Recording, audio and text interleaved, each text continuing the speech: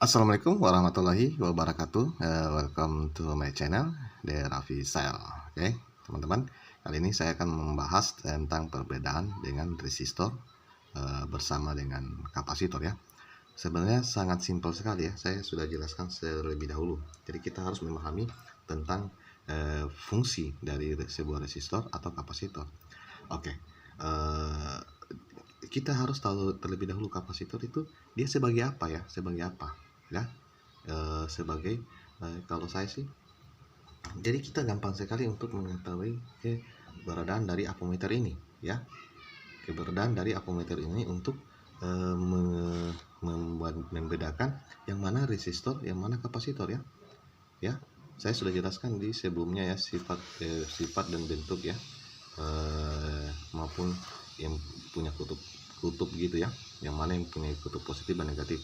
Di sini sangat bisa dibedakan ya. Di sini saya ada rangkaiannya. Ini ada Samsung V Plus ya, Samsung V Plus. Di sini ada blok kalau tidak salah ini baterai ya, blok baterai ya. Jadi jangan bingung dengan yang ada di sini semua. Tidak usah bingung ya teman-teman, tidak usah bingung dengan yang ada, semua komponen yang ada di sini ya. Kita coba ambil analogi dari sini, yang blok ini aja. Kita ambil analogi yang blok ini ya, di bagian konektor cas. Kita coba buka skematik berikutnya. Oke, di sini ya, kita coba lihat ya, ada kapasitor ini. Mana dia ya? Ya, ini kita lihat. Ini ada kapasitor, ada resistor ya, ada kapasitor. Jadi kita harus tahu terlebih dahulu kapasitor itu apa ya, kapasitor itu apa, fungsi peranannya ya. Kemudian resistor juga kita harus tahu dia tuh sebagai apa ya, dia sebagai apa ya. Oke, sangat simpel. Setelah kita sudah mengetahui ini, dia adalah resistor itu adalah sebagai apa, kemudian kapasitor itu adalah sebagai apa ya. Kita lihat dari kutub positif ini ya, ini dia membutuhkan karena pada umumnya sebuah komponen ini handphone itu pada umumnya untuk baterainya sendiri atau mesin spesifikasinya ini membutuhkan tegangan yang arusnya 3,7 ya, tegangan 3,7 ya. Jadi dia masuk ke sini ya, masuk ke sini. Kita lihat dia masuk.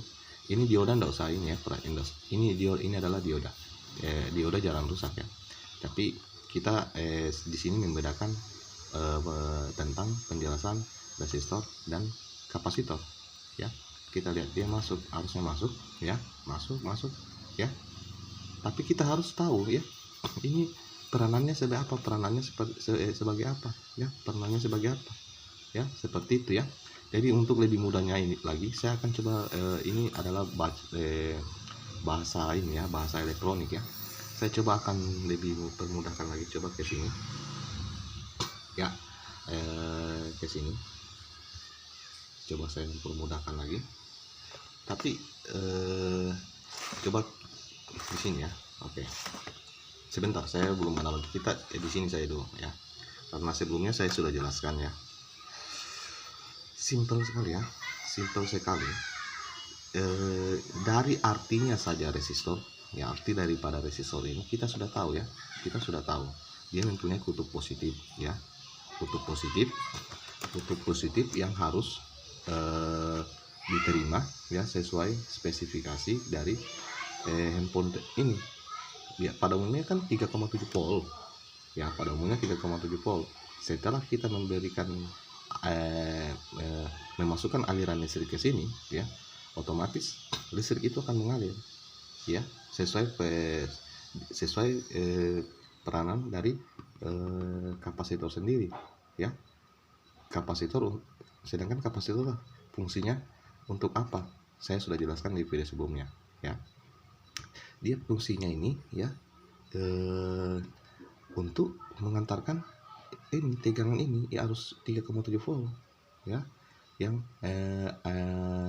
memiliki hambatan ya, memiliki arus hambatan ya, masuk ke dalam sini. Jadi ini dia akan menerima masuk arus dari 3,7 volt ini masuk ke dalam ya, masuk ke dalam sini sesuai fungsi dari ini ya. Ini beda ya. Jadi kita lihat resistor ini tidak mempunyai kutub negatif maupun positif, kutub positif maupun negatif, tetapi dia hanya bisa mengalur hanya bisa mengambil arus ini untuk sesuai peranannya ya. Ada yang sebagai penghambat ya, menghambat laju dari arus ini ya. Ada sebagai pengatur ya, ada sebagai pengatur. Namun untuk skala pengukurannya sangat simpel ya. Dari ampermeter pun kita sudah bisa membedakan ya. Kita sudah bisa membedakan ya. Contoh, saya akan untuk resistor sendiri ya. Untuk resistor sendiri ya teman-teman. Untuk resistor sendiri, karena dia sebagai pengantar ya atau kapasitor fibat ya, yang mempunyai muatan harus sama dari baterai, harus sama muatannya, sama dengan di sini yang 3,7 volt ini harus sama muatannya ya, harus sama ya. Jadi ini jangan bingung karena ada 3, itu tergantung ya, tergantung dari pembuatan ini ya, pembuatan agar mendukung tidak terjadinya ini apa, bocor atau tidak terjadi bocor lah ya. Dari situ ya fungsinya ya. Jadi ada kapasitor fibat sama ya, sama, tapi ini adalah kapasitor yang hanya menampung aliran arus sementara ya, tapi dia akan jalan tapi bukan berfungsi sebagai jalur fibat ya. Nggak usah jauh-jauh lah ya, kita dari sini saja. Mungkin di sini masih bingung ya, tapi kalau saya sih simpel sekali ya. Ini kita anggaplah sebagai aliran air yang masuk ya, dia menampung ya, menampung ya. Tapi karena sesuai fungsi dari jalur yang dibutuhkan ini ya, dia harus mengalir, tapi harus ada yang mengatur. Yang mengatur itu adalah resistor, sedangkan kapasitor ini ya mengikuti arus ini untuk menjaga tidak terjadinya bocor ya, untuk menjaga tidak terjadinya bocor. Makanya dia membantu mengaliri arus ke sini untuk diatur supaya tidak melebihi atau ingin mentransfernya ke tempat lain sesuai yang diterima, yang dibutuhkan. Seperti itu keluaran dari resistor ini ya. Kita bisa bedakan ya. Oke, saya kisah dari ampermeternya saja kita bisa bedakan ya. Ampermeternya saja kita bisa bedakan, namun di sini juga kita sudah bisa bedakan. Dia tidak punya kutub negatif ataupun positif dari resistor, sedangkan kapasitor fibat mempunyai sumbu positif dan negatif ya. Oke, beda lagi dengan ini kapasitor tapi sebenarnya sama ya, sama, karena dia hanya sebagai kondensator ya. Nah, di sini ya sebagai agar tidak jebol atau istilahnya apa ya, kondensator gitu ya. Kita ibaratkan seperti ini adalah bisa jadi pipa ya, bisa jadi pipa. Contoh, bisa jadi saja anggaplah ini pipa ya, yang kita belum memberikan aliran air ya. Kalau kita berikan aliran air sebelum ada pipa ya, otomatis aliran air ini akan bocor ya. Aliran air ini akan bocor, mengerti teman-teman ya. Jadi jika saya tidak memberikan aliran air ini, otomatis tidak akan masuk ya, tidak akan masuk untuk mengisi ini dan diatur oleh ini. Jadi coba ini kita anggaplah pipa ya, pipa air yang belum dialirkan ya, yang belum dialirkan air. Andai kata saya memberikan aliran di sini untuk air masuk ya ke sini semua ya, masuk ya, penuh. Ini anggaplah ini sebagai, lagi kita anggap ini sebagai kapasitor. Dia jalan tapi tidak bisa ditutup karena tidak ada yang bisa mengatur dia ya. Tidak ada yang bisa mengatur ini ya. Tidak ada yang bisa mengatur dia atau membagi ya. Tidak ada yang bisa membagi ya, seperti itu ya. Jadi ini anggaplah sebuah komponen yang belum lengkap, tapi syarat utamanya dia harus memiliki ini ya, rangkaian seperti ini. Analoginya ya, analoginya saya analogikan ke pipa aja ya, ke pipa air ya, ke pipa air atau selangnya. Jadi setelah dia dialiri air ya, ini tidak usah bingung ya, ini kalau konektor baterai sama positifnya ya, anggap saja ini pipa yang saya belum aliri air, tapi setelah saya aliri air itu akan mengalir ya, menuju ke sini, menuju ya, mengalir ya, mengalir. Air itu akan mengalir menuju pipa ini, masuk ke pipa. Jika tidak ada ini ya, tidak ada pipanya, maka air itu akan bocor ya, air itu akan bocor ya. Jadi 3,7 volt ini harus masuk sama ya, harus masuk sama ya, mengaliri ini ya. Beda lagi kalau saya berikan di sini 5 volt, otomatis dia tidak akan bisa menampung karena sudah beda spesifikasi dari ini ya. Sedangkan untuk menyalakan handphone ini, dia membutuhkan daya 3,7 volt ya, 3,7 volt. Oke teman-teman, mengerti, paham? Nah, ini analogi ya, ini analogi. Jadi jika air yang masuk sini tidak ada resistor ya, untuk peranannya sebagai penguat atau penutup, maka tidak akan bisa mengalir air ya. Kalau tidak ada sebuah resistor ini, air itu akan tumpah, akan bocor tanpa adanya ini, akan masuk terus, akan mengalir ya. Dia akan berputar balik ya, dia akan berputar sesuai jalur yang kita buat ini, tapi saya hanya membuat jalur sampai sini ya, saya hanya membuat jalur seperti ini. Anggaplah ini saya buat handphone, tapi saya membuat jalurnya seperti ini, atau pipanya seperti ini menuju ke sini ya. Paham ya? Jadi saya membuat pipanya sampai di sini, tidak sampai lagi ke sini ya. Saya membuat pipanya sampai ke sini. Setelah dialirkan air ya, dialirkan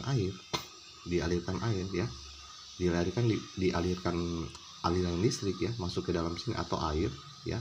Ini pipa. Jadi listrik ini, air ini mengalir ya, mengalir. Jika tidak ada pipa-pipa ini, jadi maka akan bocor ya. Sudah paham ya? Maka akan bocor. Mengerti? Sangat simpel sekali untuk kita bedakan. Dari ampermeter kita sudah bisa bedakan untuk ini ya, untuk kita bisa bedakan dari sini. Jika kita mau mengukur komponen ini di handphone ya, kita jangan menggunakan skala untuk mengukur resistor mengukur kapasitor, menggunakan hambatan. Untuk mengukur ini kita harus menggunakan kita harus menggunakan hambatan ya, hambatan arus. Jika kita mau mengukur ini ya, mengukur resistor, kita harus menggunakan ohm sesuai dari peranannya, entah dia kecil atau besar, kita akan mengetahui nilainya. Jika dia semakin besar ya, jika dia semakin besar, kita harus mengukurnya skala besar. Jika dia semakin kecil, nilai dari fungsi dari ini, kita harus mengukur skala kecil ya, seperti itu ya. Tapi tidak ke hambatan arus. Jadi kita harus mengukurnya ke sini ya. Oke, paham ya? Paham. Jadi kita tidak bisa mengukur suatu ini, anggaplah ini sebagai ya, ini kapasitor. Kita tidak bisa mengukur kita tidak bisa mengukur kapasitor ini ke sini. Di sini kita harus, untuk sesuai aturan, kita harus mengukur ke sini, ke hambatan ya, hambatan arus. Karena dia kan keluarannya, dia masuk ke sini 3,7, fungsinya ini 3,7.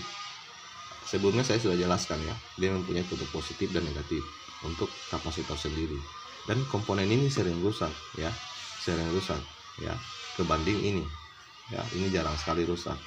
Biasa ini terjadi kalau masuk air dan lain sebagainya ya, jarang ya, atau mungkin sudah bekas dikerja lalu dicabut karena salah eksekusi ya, salah eksekusi. Jadi kalau salah eksekusi otomatis karena dia mempunyai